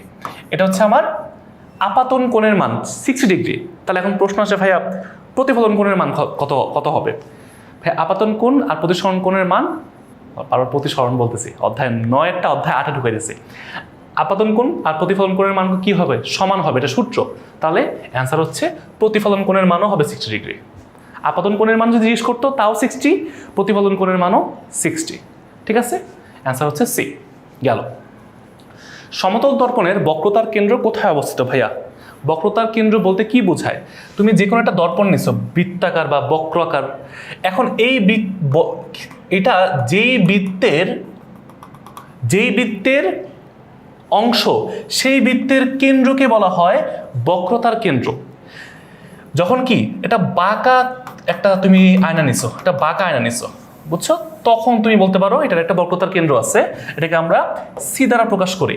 বাট যখন তুমি সমতল একটা আয়না নিবা, সমতল আয়নার কিন্তু ভাইয়া কোনো বক্রতার কেন্দ্র হয় না, বাট এটা আমরা ধরে নেই এটার বক্রতার কেন্দ্র হচ্ছে অসীমে। ঠিক আছে, এটাকে তুমি যদি বড় করতে চাও, বড় করে কোথায় কোন জায়গায় যে বাঁকা হবে এটা তো কেউ জানে না। ঠিক আছে, তো এটা আমরা ধরে নেই অসীমে। আচ্ছা, গেল। উত্তল দর্পণে কি ধরনের প্রতিবিম্ব তৈরি হয় ভাইয়া? মনে রাখবা, উত্তল দর্পণের কাজটাই হচ্ছে মানে বিশাল বড় একটা জিনিসকে ছোট জায়গায় জায়গা দেওয়া। একটা হাতিকে ছোট একটা পিঁপড়ার মতো বা একটা তোমার হচ্ছে কি বলে একটা ছোট এইটুকু কোনো পাখির মতো সাইজে একটা নিয়ে আসা। হ্যাঁ, তার মানে কি করে? খর্বিত করে। আর এই জিনিসটা কি অবাস্তব বিম্ব তৈরি করে। উত্তল দর্পণ সবসময় সোজা, অবাস্তব, খর্বিত মানে ছোট এবং দর্পণের পিছনে প্রতিবিম্ব তৈরি করে। এই উত্তল দর্পণের এই করেটা মনে রাখবা। তার মানে কি অ্যান্সার হচ্ছে অবাস্তব এবং খর্বিত। হ্যাঁ, কারণ এখানে বিপরীত হয় না, বাদ, বাস্তব হয় না, এটাও বাদ, সোজা হয় ঠিক আছে, বাট বাস্তব হয় না, বাস্তব হয় না বাদ, বিপরীত হয় না, মানে এই তিনটাই বাদ। 1 নাম্বারটা হচ্ছে অ্যান্সার। উত্তল দর্পণে কি বললাম? সোজা, অবাস্তব, খর্বিত প্রতিবিম্ব তৈরি হয় এবং এইটা দর্পণের পিছনে তৈরি হয়। ঠিক আছে, এজন্য এটা অবাস্তব। গেল। একটি সমতল দর্পণের 10 সেন্টিমিটার সামনে, একটা সমতল দর্পণের 10 সেন্টিমিটার সামনে একটা লক্ষ্যবস্তু রাখা আছে। প্রতিবিম্বটি লক্ষ্যবস্তুতে কত দূরত্বে থাকবে? আমরা কি জানি ভাইয়া, সমতল দর্পণের ক্ষেত্রে যেটা হয়, সমতল দর্পণ থেকে লক্ষ্যবস্তু যত দূরে থাকে প্রতিবিম্ব কি হয়? প্রতিবিম্ব তত দূরে তৈরি হয়, তাই না? এটা কি 10 সেন্টিমিটার? এখন যারা যারা এই চিন্তা করে অ্যান্সার সি দেখাবা, ভাইয়া প্রশ্নটা একটা আরেকবার পড়ো। প্রতিবিম্বটির লক্ষ্যবস্তু থেকে কত দূরে? প্রতিবিম্বটির লক্ষ্যবস্তু থেকে মানে এই দর্পণ থেকে যদি জিজ্ঞেস করতো, দর্পণ থেকে 10 সেন্টিমিটার দূরে, বাট লক্ষ্যবস্তু থেকে কিন্তু ভাইয়া 10 যোগ 10 20 সেন্টিমিটার দূরে। অ্যান্সার হচ্ছে ডি। এটা কিন্তু ভাইয়া বোর্ড প্রশ্ন, ঢাকা বোর্ড 2022 সালের প্রশ্ন। তার মানে বুঝছো খুব কি কঠিন প্রশ্ন আসছে, বাট তোমার একটু প্রশ্ন ভালো করে পড়া লাগবে। ঠিক আছে, গেল। অবতল দর্পণের লক্ষ্যবস্তু প্রধান ফোকাস ও মেরুর মধ্যে থাকলে প্রতিবিম্ব কোথায় গঠিত হয়? ওই যে ভাইয়া রুল অফ 6, তোমাকে এরকম টাইপের অনেক প্রশ্ন করতে পারে। তুমি কয়টা মনে রাখবা? তুমি একটা নিয়ম মনে রাখবা, এরপর এটার মধ্যে ফেলাই দিবা যেটা পরে। এখন দেখো কি বলছে, প্রধান ফোকাস মানে এফ আর মেরু মানে কি পি, অর্থাৎ দর্পণ যেটা আর কি। এখন ভাইয়া এই প্রধান ফোকাস আর মেরুর মাঝখানের জায়গাটা কি? এই জায়গা। অবতল দর্পণের ক্ষেত্রে এটা মানে কি 6 নাম্বার অবস্থান। তার মানে 6 নাম্বার অবস্থানে কোনো একটা বস্তু রাখলে তার প্রতিবিম্ব কোথায় তৈরি হয়? দর্পণের পিছনে। দর্পণের পিছনে, তার মানে এই যে মিররের পিছনে হচ্ছে আমার রিফ্লেকশন বা প্রতিবিম্বটা তৈরি হবে। বুঝতে পারছি? এই যে তুমি রুল অফ 6 মনে রাখলা, অর্থাৎ তুমি 6টা অবস্থানের জন্য তুমি মনে রাখলে তুমি ইজিলি যে কোনো প্রশ্ন এখান থেকে আসুক তুমি পারবা। বুঝতে পারছি? তার মানে অ্যান্সার হচ্ছে বি। বায়ুর সাপেক্ষে পানির প্রতিসরণাঙ্ক 1.33। তার মানে তোমার কি দেওয়া আছে? এয়ার ইন্ডেক্স তোমার হচ্ছে দেওয়া আছে রিফ্লেকশন। তো এটা কিন্তু প্রতিসরণ মানে অধ্যায় 9 প্রশ্ন, আলোর প্রতিসরণ, রিফ্লেকশন। তো রিফ্লেকশন ইন্ডেক্স দেওয়া আছে পানির কত ভাইয়া? এয়ারের সাপেক্ষে 1.33। এখন দেখো বাতাস থেকে পানিতে প্রতিসরণের ক্ষেত্রে আপাতন কোণ দেওয়া আছে 45 ডিগ্রি। মানে আলোটা কোথায় কোথায় গেছে? ধরো এটা হচ্ছে তোমার, যদি চিত্র আঁকি, উপরে ছিল বাতাস আর ধর পাশে একটা পানি বা পুকুর আছে। তাহলে বাতাস থেকে পানিতে গেছে কি হবে, প্রতিসরণটা এমন হবে অবিলম্বের দিকে সরে আসবে, মোটামুটি বুঝছি। তো এইখানে বলা আছে তোমার হচ্ছে আপাতন কোণ বা এই যে ইনসিডেন্ট তোমার অ্যাঙ্গেলটা কত কত আসছে 45 ডিগ্রি, তোমাকে খুব ইজিলি বলা আছে, বলছে প্রতিসরণ কোণ কত, রিফ্লেকশন অ্যাঙ্গেল কত। এখন আমরা কি জানি, এই যে এ ইটা ডাব্লিউ মানে ওয়াটার সমান সমান কি sine I divide by sine R, তাই না সূত্র। তো এখন ভাইয়া তোমার আয়ের মান দেওয়া আছে, আর এর মান চাইছে, আর কিছু লাগবে, জাস্ট সিম্পলি আর সমান সমান কি সাইন আই ডিভাইড বাই এ ইটা ডাব্লিউ, আর এখানেটা কি হবে সাইন ইনভার্স হবে, কারণ ওই যে আর এর সাথে সাইন ইনভার্সটা একবারে করে ফেলছো, এই পাশে সাইন ছিল ওই পাশে গেলে কি হয় সাইন ইনভার্স হয়েছে সিম্পলি। তার মানে এখন এইখানে জাস্ট মান বসাই দিবা, কেমন হবে তাহলে এই আর এর মানটা হবে সাইন ইনভার্স সাইন আই এর মান হচ্ছে 45 degree divide by 1.33, sine 45 degree মান হচ্ছে 1/√2, ওটা মান বসায় দাও, এটা বসাও সাইন ইনভার্স করে দাও, দেখবে ক্যালকুলেটরের মধ্যেই শিফট দিয়ে সাইন চাপ দিলেই সাইন ইনভার্স চলে আসবে। আচ্ছা গেল। আরেকটা প্রশ্ন দেওয়া আছে, এটাও হুবহু সেম, হ্যাঁ একদম এই টাইপের প্রশ্ন, বাট এটা একটু অন্যভাবে দেওয়া আছে, সরাসরি আপাতন কোণ না বলে যদি এভাবে আই বলা থাকে তার মানে বুঝতে হবে এটা কি দেওয়া আছে আপাতন কোণ, ইনসিডেন্ট অ্যাঙ্গেল দেওয়া আছে, আমাকে সরাসরি এখান থেকে মান দেওয়া আছে, আমরা জাস্ট সিম্পলি আগেরটার মতো সূত্র বসায় sine I divide by sine R is equal to A eta B দেওয়া আছে, আমাকে লাগবে কি ভাইয়া আর এর মান চাইছে, তার মানে আর সমান সমান হয়ে যায় আগের মতো sine inverse sine I divide by এইটা বি, একটু এদিক ওদিক করো মান বসায় দাও, বুঝছো। আচ্ছা গেল। পূর্ণ অভ্যন্তরীণ প্রতিফলন হয় যখন ক্রান্তিকোণ, আপাতন কোণ, প্রতিফলন কোণ, এই তিনটা জিনিস তোমাকে বুঝতে হবে, বুঝো। ক্রান্তিকোণ কি ভাইয়া, এটা এমন একটা কোণ যেই কোণের থেকে বেশি কোণে কোনো একটা আলো যদি যায় তাহলে সে কি করে আবার তার আগের মাধ্যমে ফেরত চলে আসে, পূর্ণ অভ্যন্তরীণ প্রতিফলন হয়, তার মানে আপাতন কোণের মানটা ক্রান্তিকোণের চেয়ে বড় হইতে হবে, এটা হচ্ছে শর্ত। তাহলে আপাতন কোণের মানটা ক্রান্তিকোণের চেয়ে বড় হয়েছে কোথায়, 4 নম্বর অপশনে, অ্যান্সার ডি। বুঝছি গেল। ঘন থেকে হালকা মাধ্যমে প্রতিসরণের ক্ষেত্রে প্রতিসরণ কোণের সর্বোচ্চ মান কত ভাইয়া, ঘন থেকে হালকা মাধ্যমে গেলে আলোর পূর্ণ অভ্যন্তরীণ প্রতিফলন হয়। এখন ভাইয়া প্রতিসরণ কোণের মানটা সর্বোচ্চ 90 হইতে পারে, এরপরে কি প্রতিফলন হয়ে যাবে আগের জায়গায় ফেরত চলে আসবে, তাই না, তার মানে সর্বোচ্চ মান হইতে পারে 90, এর চেয়ে বেশি কোণে কি হবে সে আগের জায়গায়, মনে করো এখান থেকে ঘন থেকে হালকা গেছে, ধরো এইখানে গেছে এখানে চলে গেছে, এইখানে গেছে এখানে চলে গেছে, অর্থাৎ তুমি একটু বুঝো খেয়াল করো কি করতেছে, যত তুমি কি করবা একটা পর্যায়ে গিয়ে এমন একটা মান আছে যেই মানে তোমার যদি বা যেই কোণে আলো গেলে একদম বিভেদ তল ঘেঁষে চলে যায়, অর্থাৎ মধ্যবর্তী কোণ প্রতিসরণ কোণের মান হয় 90 ডিগ্রি, তার থেকে এই যে কোণটা এই কোণটাকে বলা হয় ক্রান্তি কোণ, তার চেয়ে বেশি কোণে যদি যায়, তার চেয়ে বেশি কোণে যদি যায় তখন কি করবে সে আবার আগের জায়গায় ফেরত চলে আসবে, তখন আর প্রতিসরণ হয় না, তখন হয়ে যায় প্রতিফলন। তার মানে প্রতিফলন তো দরকার নাই, আমার লাগছে প্রতিসরণ, প্রতিসরণ সর্বোচ্চ কত হতে পারে 90 ডিগ্রি, অ্যান্সার হচ্ছে সি। বুঝছি গেল। বায়ুর সাপেক্ষে পানির প্রতিসরণাঙ্ক দেওয়া আছে, এ ইটা ডাব্লিউ দেওয়া আছে 4/3 বা 1.33, সংকট কোণের মান কত, আমাকে থিটা সি বাইর করতে বলছে। ভাই সংকট কোণ কখন পাবো, আলো যদি বায়ু থেকে পানিতে যায় মানে হালকা থেকে ঘনতে যায় আমরা পাবো, সংকট কোণ পাওয়ার শর্তই হচ্ছে ঘন মাধ্যম থেকে হালকা মাধ্যমে যেতে হবে, এই দুইটা মাধ্যমের মধ্যে ঘনকে পানি, তার মানে এটা হইতে হবে পানি থেকে বাতাস। তাহলে এখন এটা সমান সমান কি ভাইয়া, আমার সংকট কোণ এটার মনে আছে সূত্র, সাইন আই এর জায়গায় সাইন থিটা সি আর সাইন আর এর জায়গায় 90, তাই না, তাহলে আমার এই সাইন 90 মানে তো 1 হয়ে যাবে, সাইন থিটা সি থাকবে, তাহলে আলটিমেটলি থিটা সি সমান সমান কি ভাইয়া সাইন ইনভার্স এই যে ডাব্লিউ ইটা এ। এখন ডাব্লিউ ইটা এ তো ভাই দেওয়া নাই প্রশ্নে, দেওয়া আছে এইটা ডাব্লিউ, তার মানে উল্টায় দাও, আমরা কি জানি ভাই ডাব্লিউ এটা বাই করতে হলে কি করতে হবে 1 করে দাও, 1 এইটা ডাব্লিউ, একই তো সূত্র তো এগুলা, তার মানে 1/4/3 মানে হচ্ছে 3/4, 3/4, তার মানে যদি একটু মানগুলো বসায় দাও সাইন ইনভার্স 3/4 বা 0.75, ক্যালকুলেটরের চাপটা যেটা আসে এটা অ্যান্সার। বুঝছি গেল। চিত্রের আলোকে কোনটি সঠিক? আচ্ছা এখানে দেখো, চিত্রটা ছোট হয়ে গেছে, হয়তো তোমরা সবাই হয়তো বুঝবা না, তো ফোন থেকে দেখলে বোঝার কথা।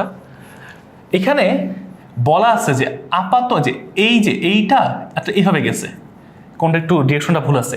আপাতন কোণের মানটা ক্রান্তি কোণের চেয়ে বড়, এখানে লেখা আছে এরকম, একটু আমি লিখেই দিই। এখানে ছোট্ট করে এটা লেখা আছে, কাচ মাধ্যম নিচে, বায়ু মাধ্যম উপরে, নিচে ঘন মাধ্যম, উপরে হালকা মাধ্যম, এবং আপাতন কোণের মানটা ক্রান্তি কোণের চেয়ে বড়। তাহলে এখানে কি ঘটবে? পূর্ণ অভ্যন্তরীণ প্রতিফলন ঘটবে, তাই না? শেষ, অ্যান্সার হচ্ছে ডি। লেন্সের বক্রতার কেন্দ্র কয়টা? ভাইয়া লেন্স কি মানে কি? দুইটা গলীয় দর্পণ দিয়ে লেন্স তৈরি হয় না, তাই না? তো এখন ভাইয়া কি করতে হয়? দর্পণ তো আসলে না, মানে দুইটা মানে কাচের টুকরা দিয়ে আসলে, কারণ দর্পণ বললে আবার পিছনে এক পাশে পাড়া লাগানো হয়ে যাবে, এটা তো থাকে না। হ্যাঁ, দুইটা কাচের টুকরা দিয়ে, বা কাচ না অন্য কিছু তৈরি করা যেতে পারে। এখানে কি দুইটা গোলকের অংশ থাকে না? তার মানে দুইটা বক্রতার কেন্দ্র আছে। একটা গোলকের একটা বক্রতার কেন্দ্র থাকে, তা দুইটা গোলক মিলে লেন্স তৈরি হয়, তার মানে আনসার হচ্ছে 2। আচ্ছা, নিচের কোন সম্পর্কটি সঠিক নয়? তোমাদের পরীক্ষার সবচেয়ে বড় ফাঁদ হচ্ছে এইটা, এই নয়। তোমরা তাড়াহুড়া করতেছে সঠিক দেখে প্রথম প্রশ্ন, আরে কিউ সমান সিবি, এটা তো ঠিক আছে না, সঠিক না। কিউ সমান সিবি, এটা ঠিক আছে, এটা 1 নাম্বার ভুল, ঠিক নয়, ঠিক আছে। ডাব্লিউ সমান ভি কিউ অথবা বি সমান ডাব্লিউ বাই কিউ, এটাও ঠিক আছে। এখন তুমি যদি সূত্র না জানো তাহলে কি বুঝতে পারবা ঠিক আছে না ভুল আছে? এই জন্য সূত্র ভালো করে মুখস্থ করতে হয়। সি সমান আর বাই কে, গোলকের ক্ষেত্রে ধারকত্ব সি সমান আর বাই কে, এটাও ঠিক আছে। একমাত্র ভুল আছে এইটা, যারা একটু মোটামুটি সূত্র পড়ছো এরাই বুঝতেছো। কেন?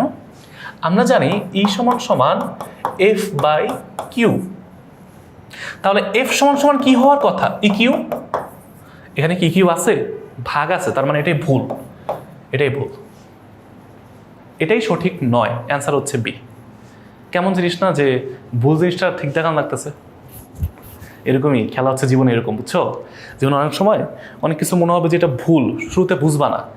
যেমন মাঝে মাঝে এরকম হয় না যে বাবা মা রাগ করলে বা একটু বকা দিলে, পড়াশোনার কথা বললে রাগ লাগে, মনে হয় এত পড়ার কি দরকার, এত চাপ দেওয়ার কি দরকার, একটু ঘুরবো না, একটু ছোটবেলায় শৈশব কৈশোর কি একটু খেলাধুলা করবো না, একটু গেম টেম খেলবো না, একটু বন্ধু বান্ধব থাকবে না, এটা মনে হয়।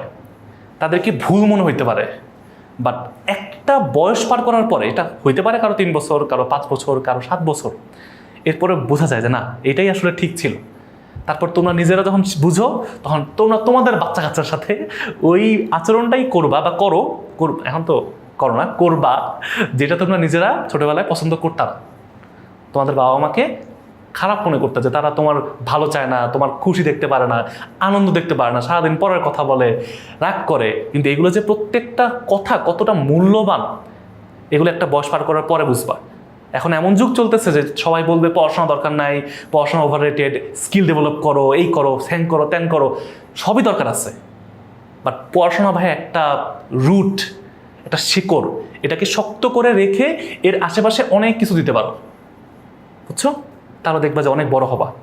আর ওই পড়াশোনা ঠিক না থাকলে ওই বাকিগুলা কারো ভাগ্য ভালো থাকলে উপর উঠায় দেয়, বাকিদেরকে নিচে নামায় ফেলে, কারণ এগুলো বেশি দিন টানতে পারে না, বুঝছো? সাস্টেনেবল না। সহজ জিনিস কোন দিন সহজে মানে বেশি দিন উপর ওঠা যায় না, একটা লেভেলে অল্প একটু উপরে গিয়ে থাস করে পড়ে যেতে হয়। যেটা পড়তে করতে খারাপ লাগে, ভয় লাগে, ভাল লাগে না, ওইগুলো জীবন অনেক বড় বা উপরে নিয়ে যায়, বুঝছো? শেষ পর্যন্ত কাজে লাগে। একটু জ্ঞান দিলাম ফাও পে। আচ্ছা আসো, দুইটা আধান বলা আছে, হ্যাঁ, একটা কিউ আধান ছিল, সেই কিউ আধানের তড়িৎ ক্ষেত্রের মধ্যে আর একটা ছোট্ট প্লাস কিউ আধান নিয়ে আসছে, হ্যাঁ। আচ্ছা, এখন বলছে তড়িৎ বলের মান কখন বৃদ্ধি পাবে? যখন কি আধান দ্বয়ের মান বৃদ্ধি পাবে। কারণ কি? তড়িৎ বল আধান দ্বয়ের মধ্যবর্তী মানের গুণফলের সমানুপাতিক, মান বাড়লে বল বাড়ে, আর তাদের মধ্যবর্তী দূরত্বের বর্গের ব্যস্তানুপাতিক, দূরত্ব বাড়লে বল কমে। তাহলে এখন কি বলতেছি, কিউর মান কমালে কি বল বাড়বে না? হ্যাঁ, এই যে কোনো একটা আধানের মান যদি বাড়ায় দাও বলও বেড়ে যাবে, তার মানে অ্যান্সার হচ্ছে বি। এটা হচ্ছে 10 নম্বর অধ্যায়ের প্রশ্ন। দুটি বিন্দু আধান Q1 Q2 এর মধ্যে দূরত্ব 1.5 গুণ, মানে দূরত্ব বাড়ায় দিছো। ভাই একটু বুঝো, আমরা কি জানি দূরত্বের বর্গের ব্যস্তানুপাতিক। এখন দূরত্ব কয় গুণ করছো? 1.5 গুণ, তাহলে ডি এর জায়গায় 1.5 ডি বসাও, স্কোয়ার করো, তাহলে কি আসে?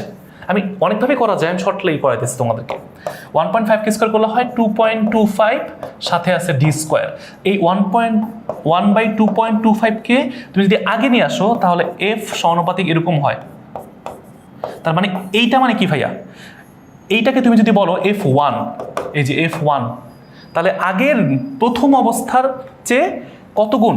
1/2.25 গুণ হয়ে যায়। বলের মান 1/2.25 গুণ হয়ে যায়। ঠিক আছে, এটা বলছে কি কেমন হবে 1.1, অথবা যদি বলে 2.25 ভাগের 1 ভাগ হয়ে যাবে। দুইভাবেই বলা যায়, যেভাবে ইচ্ছা মনে রাখতে পারো। 50 কুলম্ব আধানের বা 50 কুলম্বের একটি আধান থেকে 60 সেন্টিমিটার দূরবর্তী কোনো বিন্দুতে ইলেকট্রিক ফিল্ড কত বা তড়িৎ ক্ষেত্র কত? তড়িৎ ক্ষেত্র কত বা তড়িৎ তীব্রতা কত, এর মান চাইছে। ভাইয়া আমাকে একটু বলো, এর মান কয় ভাবে বের করা যায়? যদি তোমাকে সরাসরি বল দেওয়া থাকে তাহলে আমরা কি জানি, আমরা বলকে আধান দিয়ে ভাগ করলে আমরা পেয়ে যাব এফ এর মান। এখন ভাইয়া তোমার যদি আরেকটা মানে ওয়ে বলি, সেটা হচ্ছে কি, ই সমান সমান C Q divide by R square বা ডি স্কোয়ার, যেটাই বলো। এটা কি তোমরা শিখছো না? যখন তোমার মধ্যবর্তী দূরত্ব দেওয়া আছে, তো এখানে কি দূরত্ব দেওয়া আছে না? আচ্ছা, এখন জাস্ট মানগুলো বসায় দাও। এই সূত্রের মধ্যে কিউর মান দেওয়া আছে, সি মানে কি 9 × 10⁹ কুলম্বের ধ্রুবক, newton metre square per coulomb square, এটা হচ্ছে একক, মনে রাখবা। কিউ এর মান দেওয়া আছে 50 ডিভাইড বাই 60 সেন্টিমিটার মানে কি 0.6 স্কোয়ার। মিটারে নিবা, তারপর এটাকে ভাগ করে দিবা স্কোয়ার করে। আচ্ছা গেল, ক্যালকুলেশন করে যেটা হবে এটা উত্তর। হ্যাঁ, একক নিউটন পার কুলম্ব।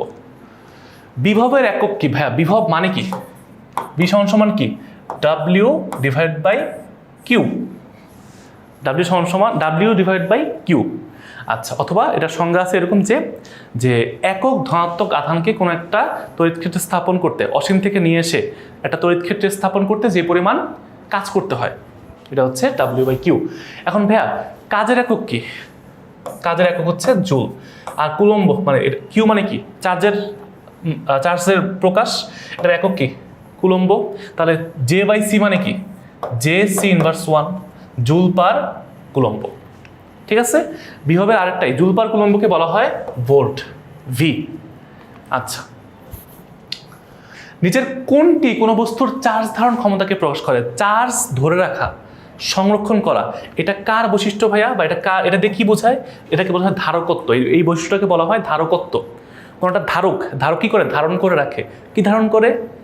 এটা হচ্ছে চার্জ ধারণ করে রাখে। ধারককে ইংরেজিতে বলা হয় ক্যাপাসিটর, আর ধারকত্বকে ইংরেজিতে বলা হয় ক্যাপাসিটেন্স।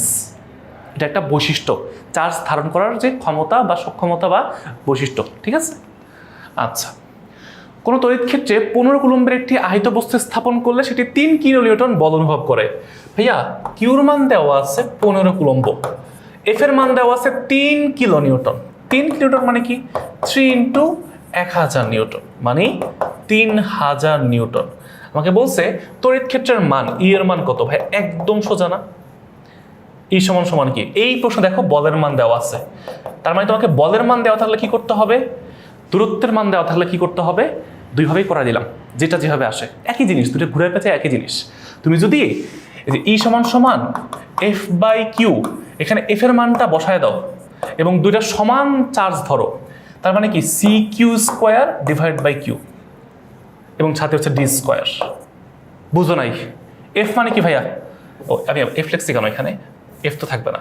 এফ এর জায়গায় C q one q two, দুইটা যদি সমান চার্জ হয়, কিউ ওয়ানের মানও কিউ, কিউ টুর মানও কিউ, ডিভাইড বাই তাদের মধ্যবর্তী দূরত্ব স্কোয়ার, ডি স্কোয়ার, আর নিচে একটা এক্সট্রা সূত্রের কিউ ছিল। এখন তাহলে তুমি কি কিউ কিউ গুণ করলে হয় q square, q square q square, একটা কিউ কাটাকাটি করলে একটা কিউ থাকে, আলটিমেটলি এটা এমনই থাকে C q by D square, যদি তুমি একটা কাটাকাটি করে দাও একই ঘুরে পেঁচে একই সূত্র আসে। আচ্ছা, এখন জাস্ট মান বসায় দাও। এফ এর মান দেওয়া আছে 3000 আর সির মান দেওয়া আছে 15। 3000কে 15 দিয়ে ভাগ করলে হয় 200 নিউটন পার কুলম্ব। এটা হচ্ছে অ্যান্সার। গেল। দুটি বস্তুর মধ্যে ইলেকট্রন প্রবাহ নিরবিচ্ছিন্ন রাখার জন্য কি বজায় রাখতে হয়? দুটা বস্তুর মধ্যে ইলেকট্রনের আদান প্রদান কিসের উপর নির্ভর করে? মেইনলি বিভব পার্থক্যের উপরে। এদের বিভব পার্থক্য যদি সমান হয়ে যায় তাহলে এটার ভিতরে কোনো ইলেকট্রন আদান প্রদান করতে পারে না। ঠিক আছে, এদের মধ্যে ভোল্টেজ ডিফারেন্স তৈরি করতে হয়। গেল, 1 সেকেন্ডে 1 অ্যাম্পিয়ার বিদ্যুৎ প্রবাহ করতে যে পরিমাণ চার্জ প্রবাহিত হয় তাকে কি বলে? ভাইয়া বুঝো, 1 সেকেন্ডে আমরা জানি কি কিউ সমান সমান কি আইটি। এই যে আই এর মান তুমি হচ্ছে 1 অ্যাম্পিয়ার বসাবা, টির মান 1 সেকেন্ড বসাবা, তাহলে এখানে তোমার আসলে মূলত 1 কুলম্ব চার্জ পাওয়া যায়। 1 কুলম্ব চার্জ পাওয়া যায়। কিউর একক কি ভাই? কুলম্ব। তার মানে অ্যান্সার হচ্ছে ডি। আচ্ছা, তাপমাত্রা ও পরিবাহীর উপাদান ধ্রুব থাকলে তড়িৎ প্রবাহ, আচ্ছা কোন একটা পরিবাহীর তাপমাত্রা এবং উপাদান ফিক্সড, তাহলে এটা কি ভাইয়া? এর প্রবাহ মাত্রা মানে আই বিভব পার্থক্যের উপর ভি সমানুপাতিক, আই সমানুপাতিক ভি। তড়িৎ প্রবাহ দুই প্রান্তের বিভব পার্থক্যের উপর সমানুপাতিক সম্পর্ক, মানে এটা অ্যান্সার হচ্ছে সমানুপাতিক। বুঝছো? এ গেল। কোন তারের প্রান্তদ্বয়ের বিভব 20 ভোল্ট আর রোধ 4 ওহম হলে এর মধ্য দিয়ে কি পরিমাণ তড়িৎ প্রবাহ হবে? আই সমান সমান ভি বাই আর। ভির মান 20, আর এর মান 4। তোমাকে ভাই এগুলো দেখা দিচ্ছে মানে কি? এরকম সূত্রগুলো তোমার ইউজ করতে হবে, তোমার এই সূত্রগুলো কাজে লাগবে। এটা আমি সূত্রতে আমার ম্যাথ প্রশ্ন আসবে, পরীক্ষার প্রশ্ন আসবে। আচ্ছা, যেমন পরীক্ষার জন্য স্ট্যান্ডার্ড প্রশ্ন হচ্ছে এইটা, আগেরটা জাস্ট ছোট বাচ্চা প্রশ্ন দিয়ে তোমাদেরকে একটু সূত্র মনে করাইলাম। মেন হচ্ছে এই টাইপের প্রশ্ন এমসিকিউতে আসে ভাইয়া। এই একটা প্রশ্ন দিয়ে একটা শর্টকাট শিখে ফেলো। দেখো, আসো, যদি দুইটা সমান মানের রোধ পরস্পর সমান্তরালে থাকে তাহলে তাদের তুল্য রোধ হবে তাদের মানের অর্ধেক। 1 ওহম না, দুইটাকে তুমি যদি তুল্য রোধ মনে করো বাইর করো সমান্তরালে, তাহলে এটার অ্যান্সার আসবে 0.5।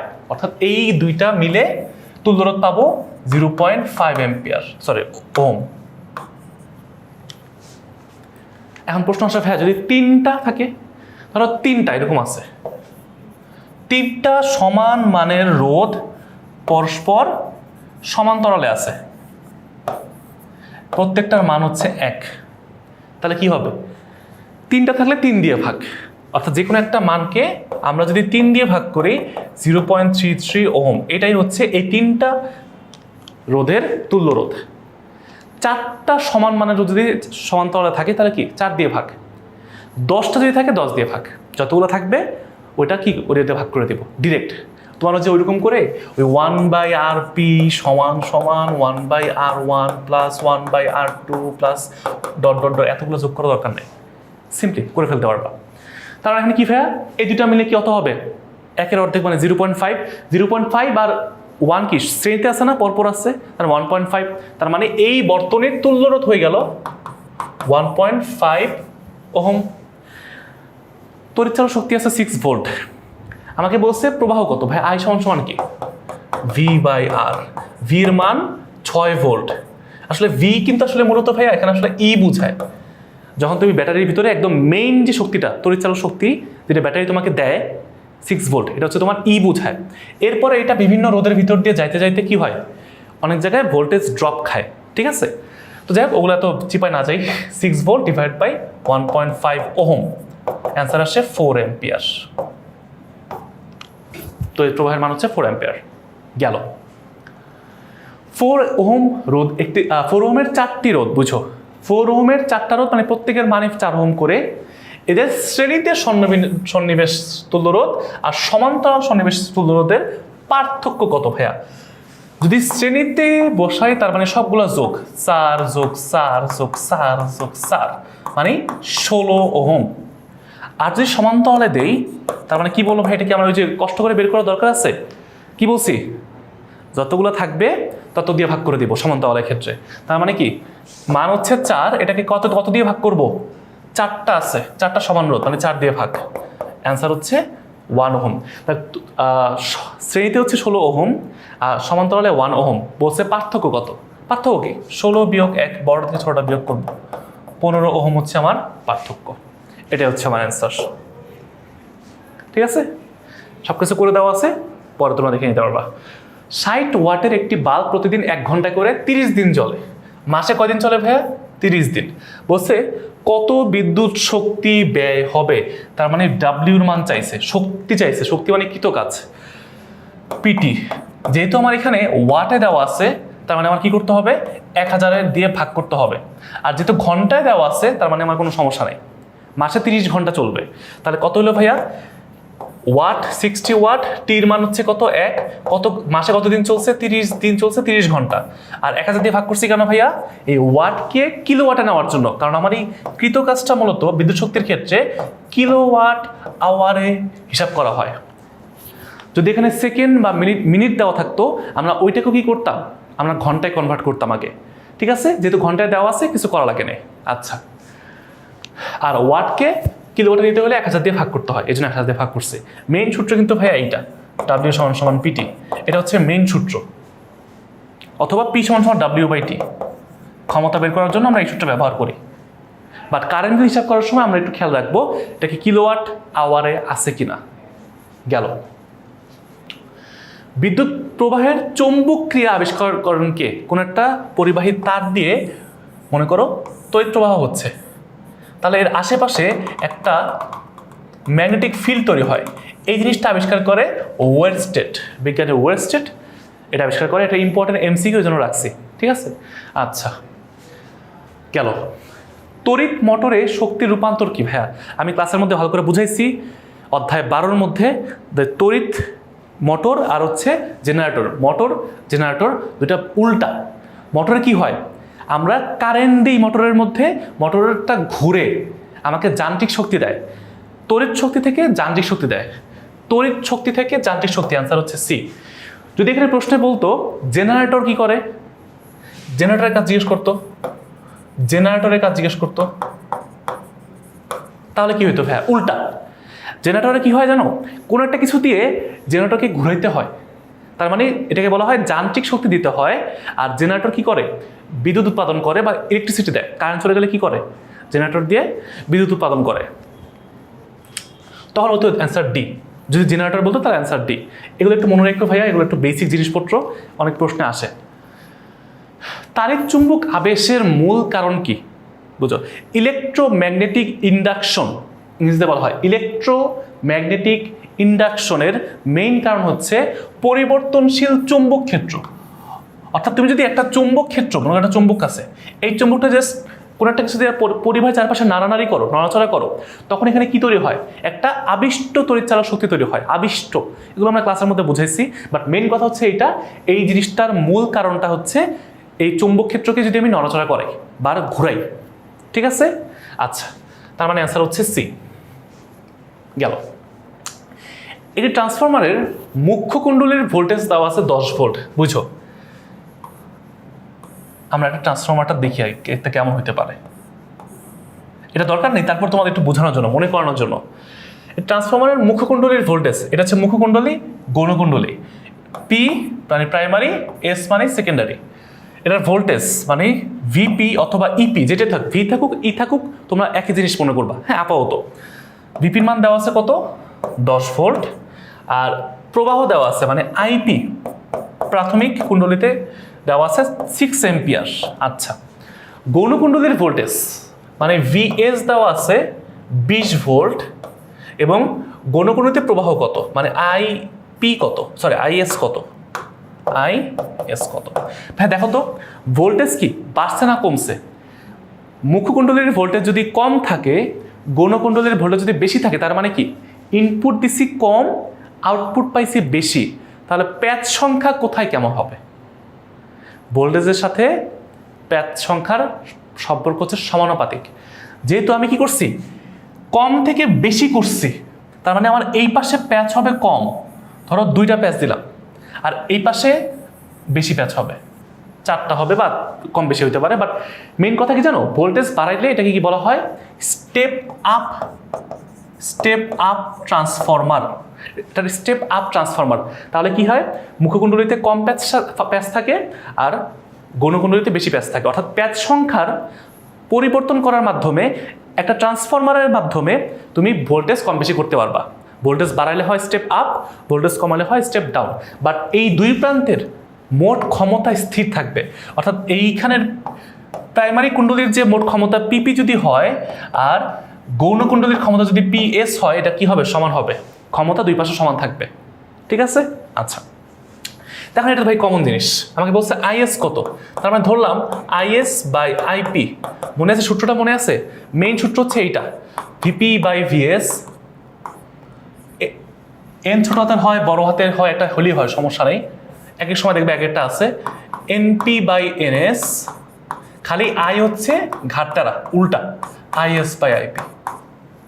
বিপি এনপি সমান সমান থাকে, একই উপরে যা থাকে উপরে পি, কিন্তু আই থাকে তার উল্টা। হ্যাঁ, একটু উল্টাপাল্টা করে। তখন আইএস বাই আইপি মানে কি? যেহেতু ভি দেওয়া আছে তার মানে ভিপি বাই ভিএস উল্টা হবে। এখানে এস উপরে, এখানে ভি উপরে হবে। এখন ভাই আমাকে বলো, এই আইএস এর মানটা চাইছে, তাহলে কি করতে হবে? বিপির মান দেওয়া আছে 10 ভোল্ট, ভিএস এর মান দেওয়া আছে 20 ভোল্ট, আর আইপির মানটা গুণ করো, আর গুণ করো। আইপির মান দেওয়া আছে 6 এম্পিয়ার। অ্যান্সার হচ্ছে 3 এম্পিয়ার। ভেঙে গেলাম কেন? যাতে তোমাদেরকে একটু বুঝতে সুবিধা হয়। মানে এই জিনিসটা, কনসেপ্টটা বুঝলে তোমার সিকিউ এমসিকিউ সব জায়গায় কাজে লাগবে ইনশাল্লাহ। বুঝছো? গেল। সেম প্রশ্ন মনে হয়, একটি ট্রান্সফরমারের মুখকুণ্ডলীর পাক সংখ্যা, এবার হচ্ছে ভোল্টেজ না দিয়ে পাক সংখ্যা দেওয়া আছে। মুখকুণ্ডলীর পাক সংখ্যা দেওয়া আছে এনপি সমান সমান 18, গৌণকুণ্ডলীর পাক সংখ্যা দেওয়া আছে এনএস সমান সমান 90। তার মানে কি ভাইয়া? পিতে কম এসে বেশি, তার মানে বাম পাশে কম ছিল, যে এই পাশে হচ্ছে কম থাকবে, এই পাশে বেশি হবে। তার মানে কি? এটা স্টেপ আপ ট্রান্সফরমার, দেখেই বুঝতে হবে। আচ্ছা, গৌণকুণ্ডলীর তড়িৎ প্রবাহ মানে আইএস দেওয়া আছে 0.5 এম্পিয়ার, তাহলে মুখ্যকুণ্ডলীর তড়িৎ প্রবাহ আইপি সমান সমান কত? তাহলে ভাই আমাকে একটু বলো, আইপির মান চাইছে, আমরা কি জানি? উল্টা হয়ে যাবে, এখানে এনএস বাই এনপি হবে ইন্টু আইএস। জাস্ট একবারে করে ফেলছে আর কি। এখন এনএস এর মান বসাও, 90 ডিভাইড বাই 18 ইন্টু 0.5, 2.5 এম্পিয়ার। এটা হচ্ছে আমার মুখ্যকুণ্ডলীর তড়িৎ প্রবাহ। বুঝছি? সিম্পলি ভাই, জাস্ট সূত্রগুলো একটু বসাই দিবা, তাহলে হয়ে যাবে। গেল। এটাও মনে হয় সেম। হ্যাঁ, প্যাচ সংখ্যা দেওয়া আছে আর ভোল্টেজ দেওয়া আছে, মানে প্যাচ সংখ্যা ভোল্টেজের কাহিনী। ওই একটা সূত্র ঘুরাই পেঁচায় বারবার। ভাইয়া প্যাচ সংখ্যার সাথে আমাকে বলছে কি, সেকেন্ডারি কয়েলের প্যাচ সংখ্যা কত, মানে আমাকে এনএস চাইছে। এনএসটাকে উপরে রাখবো, যাকে চাবে তাকে বাম পাশে উপরে রাখবো। আর এটা কি? ভিএস ভিপি, দেখবা যে প্রশ্ন দেওয়া আছে। তার মানে এনএস সমান সমান কি?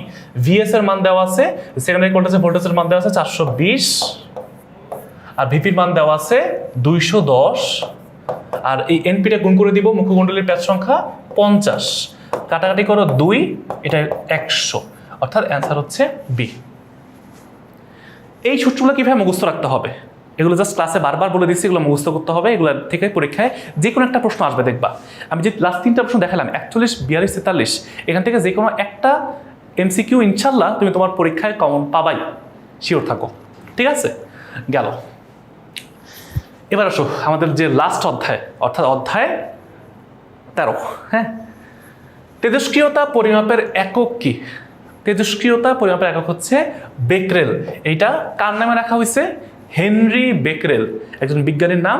হেনরি বেকরেল এর নাম অনুসারে তেজস্ক্রিয়তার যে তোমার হচ্ছে ইউনিটটা বা এককটা রাখা হয়েছে। তার মানে অ্যান্সার হচ্ছে ডি। বিটা কণার ভর কত? খুবই মজার এবং কমন একটা প্রশ্ন। যারা জানো না তারা আজকে জানবা, যারা আগে থেকে জানতা তারা এখন একবার রিভাইজ করবা, রিভিশন দিবা। বিটা কণা আসলে কি হয় জানো? এটা আসলে মূলত ইলেকট্রন। বিটা কণা বলতে আসলে ইলেকট্রনকে বোঝায়। ঠিক আছে?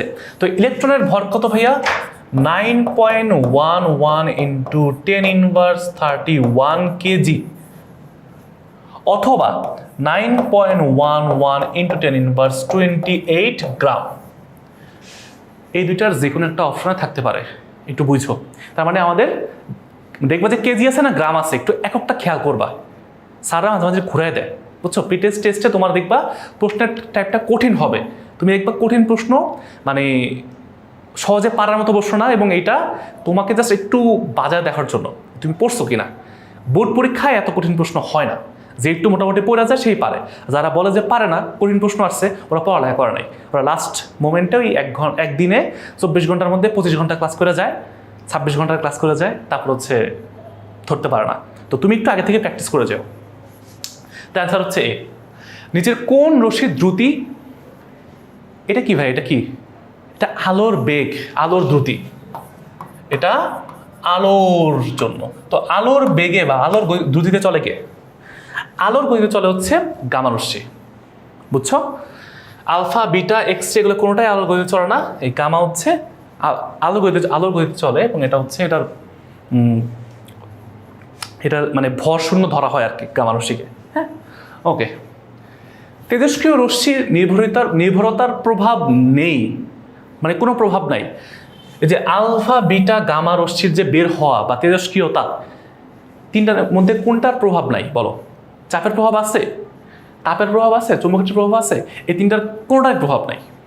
মানে তুমি চাপ বাড়াইলেও যা, কমালেও তা, তাপ বাড়াইলেও যা, কমালেও তা, চৌম্বক ক্ষেত্র দিয়েও তুমি এটাকে কি করতে পারবে? নড়াইতে পারবে না।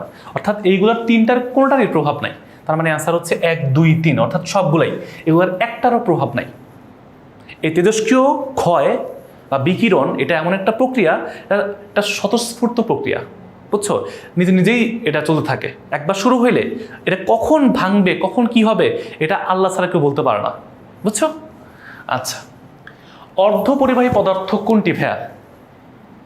পরিবাহী, অপরিবাহী, অর্ধপরিবাহী। তো আমরা জানি যে সিলিকন আর জার্মেনিয়াম এই দুটোকে অর্ধপরিবাহী পদার্থ বলা হয়। তার মানে সিলিকন হচ্ছে অ্যান্সার। সিলিকন না থাকলে জার্মেনিয়াম থাকলো, সেম অ্যান্সার, জার্মেনিয়াম। সিলিকন, জার্মেনিয়ামটা আমরা সবচেয়ে বেশি পড়ি। সিলিকন অথবা জার্মেনিয়ামের দুইটা একটা অপশন দেখলে এটাই অ্যান্সার। ঠিক আছে, গেল। আচ্ছা, একটি পি টাইপের অর্ধপরিবাহী তৈরি করতে বিশুদ্ধ সিলিকনের সাথে কোন মৌলটি যুক্ত করতে হবে? ক্লাসের মধ্যে ভালো করে লিখে দিছি ভাইয়া। পি টাইপ মানে কি? একটা হোল থাকবে, একটা কম থাকবে, একটা ইলেকট্রন কম থাকবে। এটা কোথায় থাকে? সিলিকনের পাশে তুমি যদি একটা ত্রিযৌজি মৌল দাও, যেটার শেষ কক্ষপথে 3টা ইলেকট্রন আছে। সিলিকনের লাগে 4টা ইলেকট্রন, সন্নিবেশ সহযোগী বন্ধন তৈরি করতে সিলিকনের 4টা ইলেকট্রন লাগে। বাট তুমি যদি 3টা ইলেকট্রন দাও, একটা হোল তৈরি হয় না, একটা ফাঁকা জায়গা থাকে। এই ফাঁকা জায়গা থাকাটাই হচ্ছে তোমার কি? পি টাইপ অর্ধপরিবাহী তৈরি করা। তার মানে ত্রিযৌজি মৌল কোনটা আছে?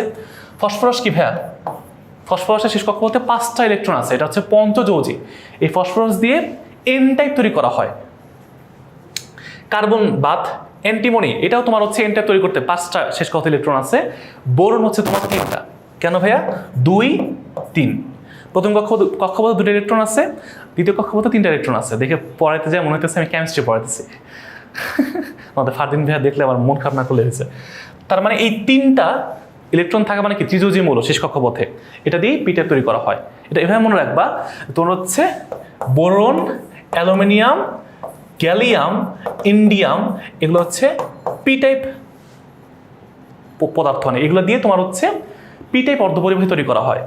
আর আরেকটা হচ্ছে ফসফরাস, আর্সেনিক, অ্যান্টিমনি, বিসমাথ। এই 4টায় যে ফসফরাস, আর্সেনিক, অ্যান্টিমনি, বিসমাথ, এগুলো দিয়ে এন টাইপ পদার্থ তৈরি করা হয় বা এন টাইপ অর্ধপরিবাহী তৈরি করা হয়। এই চারটা একটু মনে রাখো, এখান থেকে যে কোনো একটা আসতে পারে আর কি। Boron, aluminium, gallium, indium. হ্যাঁ, সিলিকন তো বাদ, সিলিকন তো একটা মানে অর্ধপরিবাহী আছেই। এর সাথে পি টাইপ বা এন টাইপ তৈরি করতে হলে ত্রিযৌজি, এগুলো সবগুলো কি? শেষ কক্ষপথে 3টা ইলেকট্রন আছে, এই শেষ কক্ষপথে সবগুলোর 5টা ইলেকট্রন আছে। বুঝছি? একটু মনে রাখো। ফসফরাস, আর্সেনিক, অ্যান্টিমনি, এসবি মানে কি? অ্যান্টিমনি, বিআই মানে বিসমাথ। আচ্ছা, গেল। আমাদের একদম লাস্ট প্রশ্ন, এটা হচ্ছে অবতল দর্পণে অবাস্তব প্রতিবিম্ব পেতে হলে লক্ষ্যবস্তুকে কোথায় রাখতে হবে? এটা খুবই কমন প্রশ্ন, এই জন্য এটা লাস্টে এক্সট্রা অ্যাড করে দিয়েছিলাম আর কি পরে। অবতল দর্পণ অবাস্তব প্রতিবিম্ব একটা অবস্থানে পাওয়া যায়। অবতল দর্পণে অবাস্তব প্রতিবিম্ব একটা অবস্থানে পাওয়া যায়। এটা যদি হয় তোমার বক্রতার কেন্দ্র, প্রধান ফোকাস, মেরু। এই প্রধান ফোকাস আর মেরুর মাঝখানে যদি কোনো একটা লক্ষ্যবস্তু রাখো, তাহলে তখনই শুধুমাত্র এর যে প্রতিবিম্বটা তৈরি হয় এইখানে, মানে দর্পণের পিছনে সোজা। আর সোজা প্রতিবিম্ব মানে কি? অবাস্তব বা অসৎ। অবাস্তব মানে কি? অসৎ, যেটাই বলো কোনো সমস্যা নেই। অসৎ আর বাস্তব মানে হচ্ছে সৎ। সৎ প্রতিবিম্ব মানে বাস্তব প্রতিবিম্ব, আর অসৎ মানে হচ্ছে অবাস্তব প্রতিবিম্ব। বুঝতে পারছি? তো এই 6 নাম্বার পজিশনের জন্য শুধুমাত্র অবতল দর্পণের এই 6 নাম্বার পজিশন মানে একমাত্র পজিশনে অবাস্তব প্রতিবিম্ব পাওয়া যায়। আর বাকি যে 5টা মানে অসীমে বলো, তারপর অসীম বক্রতার কেন্দ্রের মাঝখানে বলো, বক্রতার কেন্দ্রে বলো, বক্রতার কেন্দ্র প্রধান ফোকাসের মাঝখানে বলো, প্রধান ফোকাস বলো, এই সব জায়গায় কি বাস্তব এবং উল্টা প্রতিবিম্ব পাওয়া যায়। বাস্তব এবং উল্টা পাওয়া যায় এই 5টা অবস্থানের জন্য একমাত্র এইখানে তোমার হচ্ছে প্রধান ফোকাস এবং প্রধান মেরুর মাঝখানে দর্পণের খুব কাছাকাছি রাখলে তখন এটা কি হয়ে যায়, একটা অবাস্তব এবং সোজা প্রতিবিম্ব হয়ে যায়, তখন এটা পাওয়া যায়। তার মানে অ্যান্সার হচ্ছে কি ভাইয়া, পি ও এফ এর মাঝে, অ্যান্সার সি, পি এবং এফ এর মাঝে। বুঝতে পারছি? পি এবং এফ এর মাঝে। তো এটা ছিল হচ্ছে আমাদের আজকের ক্লাস। তো এখন মোটামুটি একটা আইডিয়া পাইছো না যে সবচেয়ে ইম্পর্টেন্ট প্রশ্নগুলো কোনগুলা, বুঝছো? তো আমাদের পার্ট 1-এ অর্থাৎ প্রথম পার্টে আমরা অধ্যায় 1 থেকে 6 পর্যন্ত দেখছিলাম, আর পরের পার্টটাতে আজকে আমরা অধ্যায় 7 থেকে 13 পর্যন্ত এই মোট 50-100টা মোস্ট ইম্পর্টেন্ট প্রশ্ন আমরা সলভ করছি। এখন এছাড়াও কিন্তু আমাদের পিডিএফের সাজেশন চলে গেছে, যারা পেড কোর্সে আসো, যারা আমাদের ক্লাস এখন করতেছো, লাইভ ক্লাস করতেছো, তো ওদের কাছে তো অ্যাপে চলে গেছে। এছাড়াও যারা ফ্রি স্টুডেন্ট আমাদের যারা আছে, তারা কোর্সে নাই বাট এছাড়া আমাদের সাথে ক্লাস করে, ওরাও পাবে, কিন্তু আমাদের দুইটা সাজেশন কিন্তু সেম না।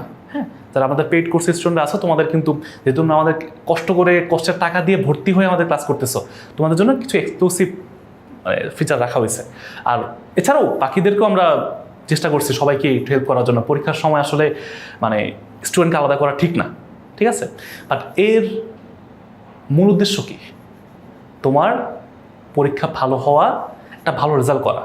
তুমি অনেক পরিশ্রম করছো, অনেক কিছু করছো, কিন্তু তুমি পরীক্ষায় ভালো করতে পারো নাই, তোমাকে অনেক কথা শুনতে হবে। তোমার পরিশ্রম কেউ দেখবে না, দেখবে শুধুমাত্র আল্লাহ।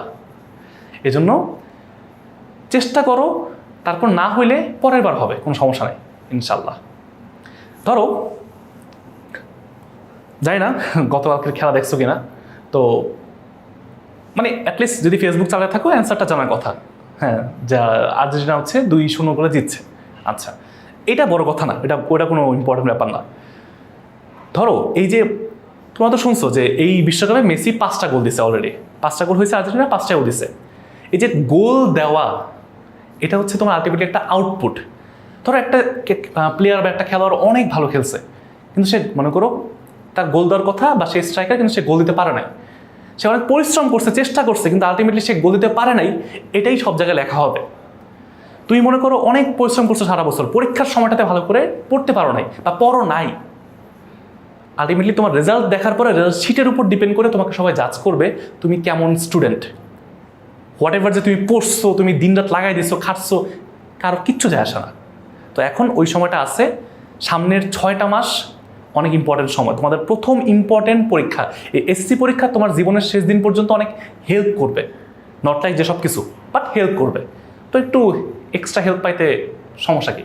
একটু ভালো করে পড়ো, একটু প্র্যাকটিস করো, বই পড়ো, সূত্রগুলো পড়ো, বোর্ড প্রশ্ন দেখে দেখে প্র্যাকটিস করো, নিজে নিজে লেখো, ক্যালকুলেটার ইউজ করা শিখো, কিছু সহজ জিনিস ক্যালকুলেটার ছাড়া ইউজ করা শিখো, নিজে নিজে মুখে মুখে ক্যালকুলেশন করা ট্রাই করো। বুঝতে পারছো? তো ঠিক আছে ভাইয়া, আজকের ক্লাসটা এই পর্যন্তই। তোমাদের এখন বাসায় পড়ার সময়, ক্লাস করে ওই নিজেরা আলতু ফালতু কথা বলে সময় নষ্ট করাচ্ছে, বাসায় বসে ক্লাস মানে রেকর্ড দেখতে পারো, অথবা নিজেরা প্র্যাকটিস করো, ওটা তোমার জন্য ইম্পর্টেন্ট বেশি। ঠিক আছে ভাইয়া, তো এই পর্যন্ত সবাই ভালো থাকো। নেক্সট ক্লাস ইনশাল্লাহ আবার দেখা হবে, হয়তো পরীক্ষার পরে দেখা হবে। তো তোমাদের জন্য অনেক প্ল্যানিং চলতেছে, অনেক কিছু চলতেছে, সামনে তোমাদের জন্য কোর্স আসবে, শেষ মুহূর্তের প্রস্তুতি কোর্স যাদের দরকার নিতে পারো। তো একটা কথাই বলবো ভাই, একটু ভালো করে পড়াশোনা করো, ইনশাল্লাহ ভালো কিছু হবে।